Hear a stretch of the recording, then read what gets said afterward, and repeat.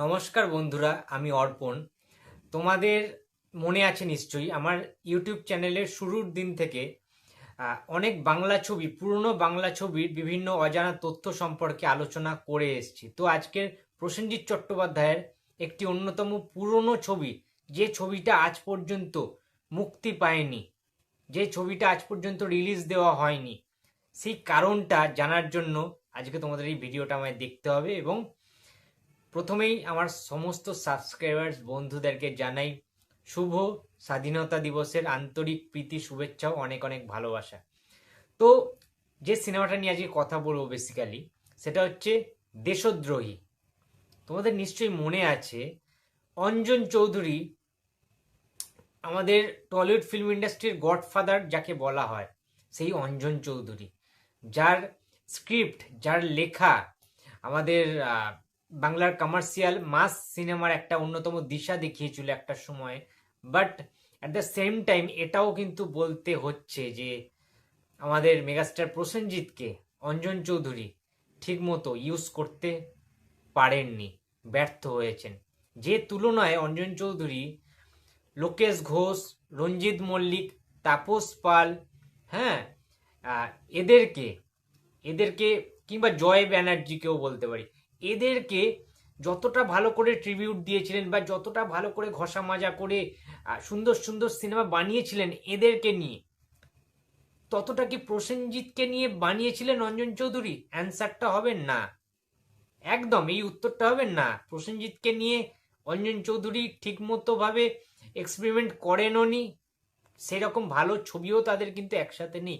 কিন্তু যেটা main point, আমার যে সাবজেক্টটা নিয়ে যে কথা বলছি, দেশদ্রোহী বলে যে সিনেমাটা শুটিং হচ্ছিল, সেই শুটিংয়ে আমরা দেখতে পেয়েছিলাম প্রসেনজিৎ চট্টোপাধ্যায় ছিলেন, ছিলেন তাপস পাল। যে শুটিং সেটের ভিডিওটা এখনো অবধি ভাইরাল, যে ভিডিওটা আমার কাছে আছে, তোমরা বিভিন্ন প্ল্যাটফর্মে অনলাইনে অ্যাভেলেবেল পেতে পারো।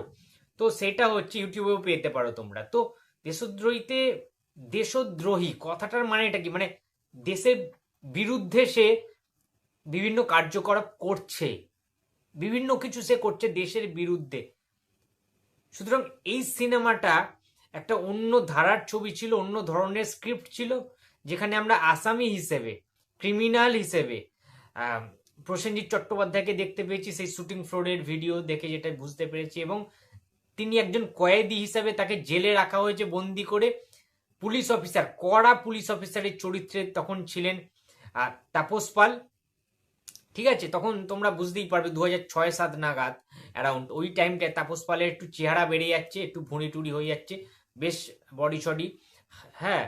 আর ওয়েটটাকে তিনি ধরে রাখতে পারেননি। তাপস পালের ওরকম একটা বিধ্বংসী লুক ছিল, এবং প্রসেনজিতেরও একটা অন্য ধরনের বডি, একটু হালকা বডি, একটু ওয়েট তিনি গেইন করেছিলেন। বাট হ্যাঁ, প্রসেনজিতের দেশদ্রোহী ছবিতে লুকসটা, নায়ক ছবিটা তোমরা দেখেছিলে তো, নায়ক কিংবা একাই 100, মাঝখান থেকে একটু শীতে কাটা প্রসেনজিতের, ঠিক আছে, মাঝখান দিয়ে শীতে কাটা চুল, হ্যাঁ, একটু বড় বড় টাইপের কপাল অবধি, এবং একটু মানে কালো এবং লাল লাল হাইলাইট করা চুল, ঠিক আছে, একটু লাল লাল টাইপের কালার করা চুল, বড় ঘাড়ের এখান থেকে চুল বার করা, মানে কান টান ঢাকা, এবং বড় বড় জুলফি রয়েছে, জুলফি। এবং মানে ওইটা না তখনকার দিনে একটা ট্রেন্ড ছিল, তখনকার দিনে, হ্যাঁ, 2000 ওই 6-7 নাগাদ, 8 সালে।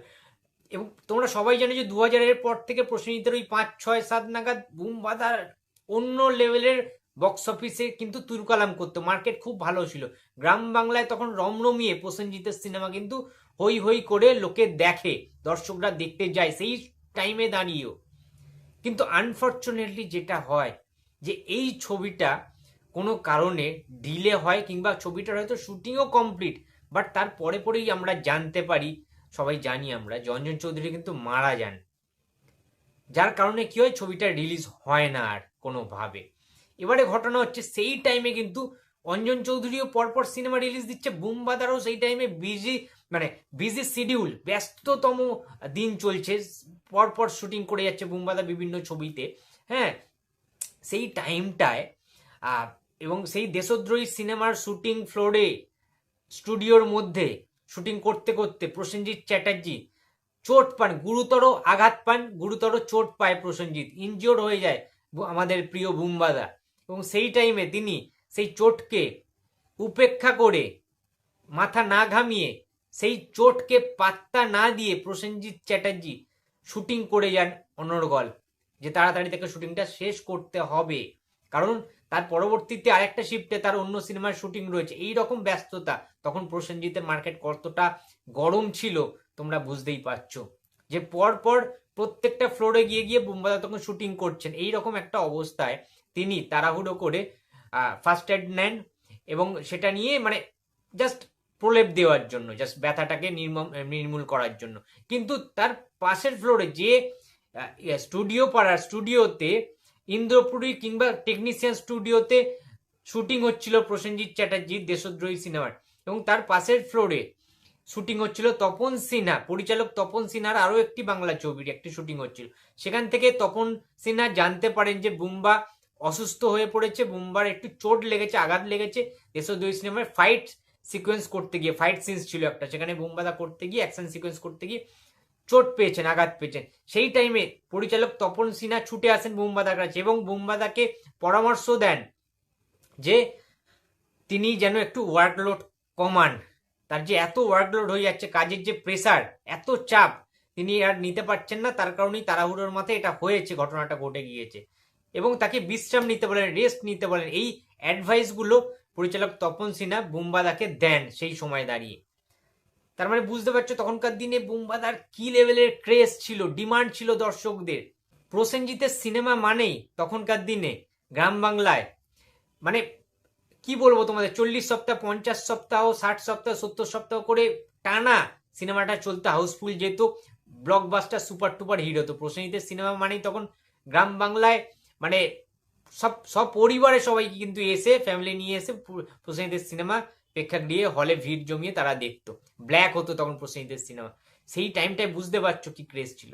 কিন্তু দুঃখের বিষয় যেটা, সেটা হচ্ছে দেশদ্রোহী শুটিং এর পরপরই শুটিং চলাকালীনই বোধ হয় আমাদের পরিচালক অঞ্জন চৌধুরী মারা যান আনফর্চুনেটলি, এবং তারপরে সিনেমাটা আর মুক্তির আলো পায়নি, রিলিজ দেওয়া হয়নি। কিন্তু আমার কিছু ঘটনা আছে, সেটা তোমাদের সাথে শেয়ার করতে ইচ্ছা করছে। একটা কাল ছিল, একটা সময় ছিল যখন কি না মানে তোমরা জানো বিভিন্ন পেপারেও বেরিয়েছিল, পত্রপত্রিকাতে তখন বেরিয়েছিল যে প্রসেনজিতের সাথে কোনো কারণে অঞ্জন চৌধুরীর মনোমালিন্য হয়েছিল, মিসআন্ডারস্ট্যান্ডিং হয়েছিল, কোনো কথা কাটাকাটি কিংবা কোনো এমন কোনো ঘটনা ঘটেছিল যার কারণে তপন সিনহার সাথে প্রসেনজিতের ঠিকমতো জমতো না। ঠিক আছে, সেই কারণে হয়তো প্রসেনজিতের সাথে অঞ্জন চৌধুরীর ছবির সংখ্যা খুব কম। ছোট বউতে আমরা দেখেছি তাদের প্রসেনজিৎকে নিয়ে তিনি বানিয়েছিলেন ছোট বউ, বাট ছোট বউতে প্রসেনজিতের গুরুত্বটাই বা কতটা ছিল? এমন কোনো গুরুত্ব তো ছিল না, খুব কম স্পেস পেয়েছিলেন বুম্বাদা, যদিও সিনেমার নায়ক, বাট মেন লিড হিসাবে আমরা যদি বলি, মেন যদি স্পেস হিসাবে বলি, রঞ্জিত মল্লিক, সন্ধ্যা রায় থেকে শুরু করে অন্যান্যরা, কালী ব্যানার্জি ছিলেন, কিন্তু প্রসেনজিৎ আর দেবিকাকে কি সেইভাবে ইউজ করতে পেরেছিলেন অঞ্জন চৌধুরী? না। আচ্ছা, এছাড়াও অন্যান্য যে ছবিগুলো তিনি করেছিলেন অঞ্জন চৌধুরীর সাথে, ঠিক মতো না ছিল না সেই সমস্ত কাজগুলো। সুতরাং আমি একটাই কথা বলতে চাই যে, এবং এই যে ফার্স্ট এইডের যে ব্যাপারটা, তপন সিনহা গিয়েছিল, বুম্বাদাকে অ্যাডভাইস দিয়ে এসছে, দেশদ্রোহী সিনেমাটা শুটিং এর সময় বুম্বাদা যে আঘাত পেয়েছিলেন অ্যাকশন শুট করার সময়, শুটিং এর সময়, তো সেই জিনিসটা কিন্তু আনন্দবাজার পত্রিকাতেও তৎকালীন দিনে তখনকার সময় কিন্তু বেরিয়েছিল, লেখালেখি হয়েছিল এই ঘটনাটাকে নিয়ে। সুতরাং এটা কোনো ফাও কথা না, ফেক কথা নয়, আমি কোনো কিছু বানিয়ে বলছি না। এই ঘটনাগুলো অনেক সিনিয়রদের কাছ থেকে অনেক কিছু রিসার্চ করে, অনেক কিছু ঘাটাঘাটি করে আমি পেয়েছি, তাই জন্য মনে হলো আজকে তোমাদের সাথে শেয়ার করি। এবং আজকের এই বিশেষ দিনে, আজকে happy independence day of India, আমাদের ভারতের স্বাধীনতা দিবস আজকে 15ই আগস্ট।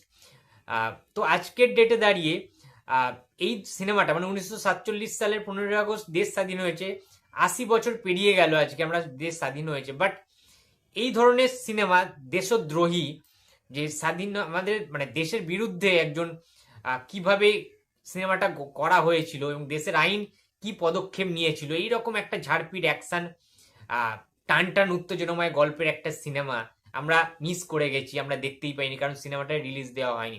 তাই ভাবলাম আজকে এটা নিয়ে একটু কথা বলা যাক, যে আজকের ডেটে দাঁড়িয়েও যদি এইরকম ধরনের একটা সিনেমা রিলিজ দেওয়া যেত, তাহলে হল হয়তো ফেটে যেত, দর্শকরা এখনো অধীর আগ্রহে ওয়েট করে রয়েছে, অপেক্ষা করে রয়েছে যে দেশদ্রোহী সিনেমাটা বুম্বাদার যদি কোনোভাবে রিলিজ দেওয়া যেত তাহলে খুব ভালো হতো। তো যাই হোক, এই সিনেমার অ্যালবামও কিন্তু অনেক গান কিন্তু রয়েছে, বাট তোমরা যদি চাও কখনো আমি অবশ্যই শেয়ার করব, আমার কাছে রয়েছে সেই গানগুলো। তো যাই হোক বন্ধুরা, ভিডিওটি যদি ভালো লাগে তো প্লিজ লাইক করো, কমেন্ট করো, শেয়ার করতে ভুলো না। যদি চ্যানেলে নতুন হয়ে থাকো তো প্লিজ সাবস্ক্রাইব মাই চ্যানেল। দেখা হচ্ছে পরের কোনো ভিডিওতে। তো টাটা।